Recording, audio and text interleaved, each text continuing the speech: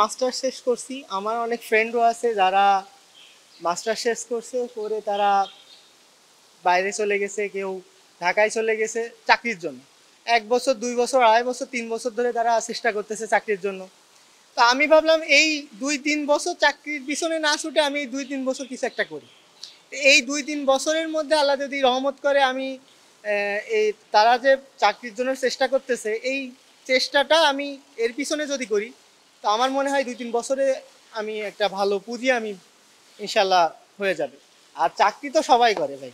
আমি দেখেন আমার আন্ডারে এখন আমার খামারে 5 জন শ্রমিক কাজ করতেছে, তাদেরকে আমি মাসে প্রায় 75,000 টাকা বেতন দিই মাসে। আমি নিজে বেতন দিই তাদেরকে। তো এই সব কিছু কিন্তু এই গরু গরু থেকেই আসতেছে, এই গরু থেকেই আসতেছে, এই গরুর মাধ্যম দিয়ে আসতেছে। তো আমার পাশে আপনারা দেখতেছেন ঘাস আছে। তো আমার যে ঘাস আছে, ঘাস লাগানো আছে, এই ঘাস শুধু আমার যে গরু আছে সেই গরু খেয়ে শেষ করতে পারে না, আমি ঘাস বিক্রিও করি। ইভেন ঘাস বিক্রি করার মাধ্যম দিয়ে আমার ঘাস বিক্রি করার মাধ্যমে আপনারা জানেন যে গরু থেকে অনেক গোবর সার তৈরি হয়।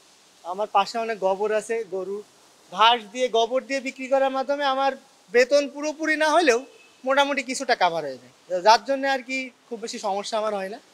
আমার প্রথম ইচ্ছা যে গরুর আমার আমার টার্গেট যে আমি অবশ্যই বাণিজ্যিক লাভের আশায় গরুগুলো পালন করতেছি।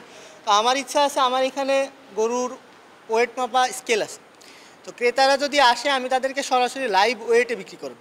লাইভ ওয়েটে বিক্রি করার সুবিধা কি, যে যে কিনবে সেও ঠকবে না, যে বিক্রি করবে অর্থাৎ আমিও ঠকবো না।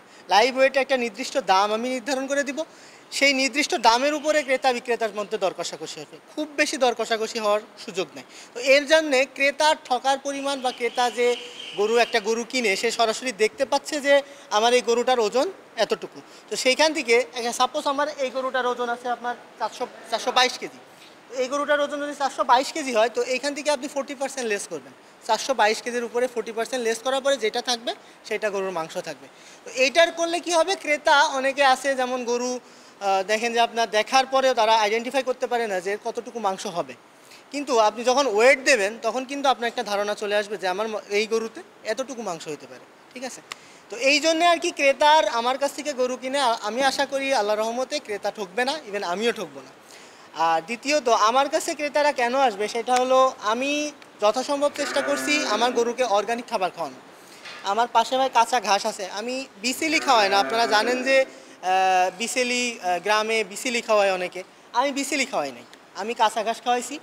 আর আমার এই খামারটা শতভাগ আপনারা ঝিনাইদহ পশু হসপিটালের যে সকল ডাক্তার আছে তাদের পরামর্শে আমার খামারের কন্টিনিউ আমি কৃমিনাশক ওষুধ, ইভেন এফএমডির যে ওষুধ, এফএমডির ভ্যাকসিন, এলএসডির ভ্যাকসিন, সকল ভ্যাকসিন আমি ডাক্তারের পরামর্শ অনুযায়ী দিছি।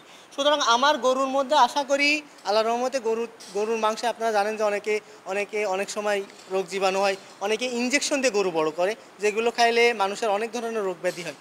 আমার গরুর মধ্যে কোনো ইঞ্জেকশন দিয়ে বড় করার কোনো ইয়া নাই। আমার সবগুলো গরুই যথাযথ অর্গানিকভাবে বড় হয়েছে। ইভেন আমার কাঁচা ঘাস, আমি দানা খাবার, আমি 12টা আইটেম দিয়ে দানা খাবার বানাই, আমি কোনো ফিড ইউজ করি নাই, আমি 12টা আইটেম দিয়ে দানা খাবার বানাই এবং সেইটাই আমার গরু খায়।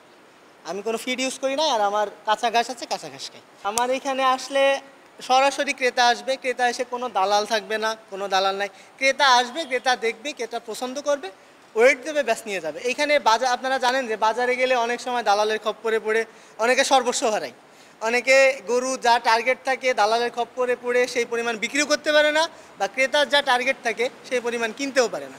তো আমার খামারে আসলে আমি আশা করি এরকম কোনো সমস্যার সম্মুখীন হতে হবে না কাউকে। সুতরাং ক্রেতাদের আহ্বান জানাবো যে অবশ্যই আপনারা আমার খামারে আসেন। আর আমার ঠিকানা হলো ভাটই বাজারের দক্ষিণ পাশে বঙ্গবন্ধু কলেজের দক্ষিণ পাশে আমার খামারটা অবস্থিত। আমার খামারের নাম RS agro farm, Jhenaidah Kushtia মহাসড়কের পাশে আমার খামারটা অবস্থিত।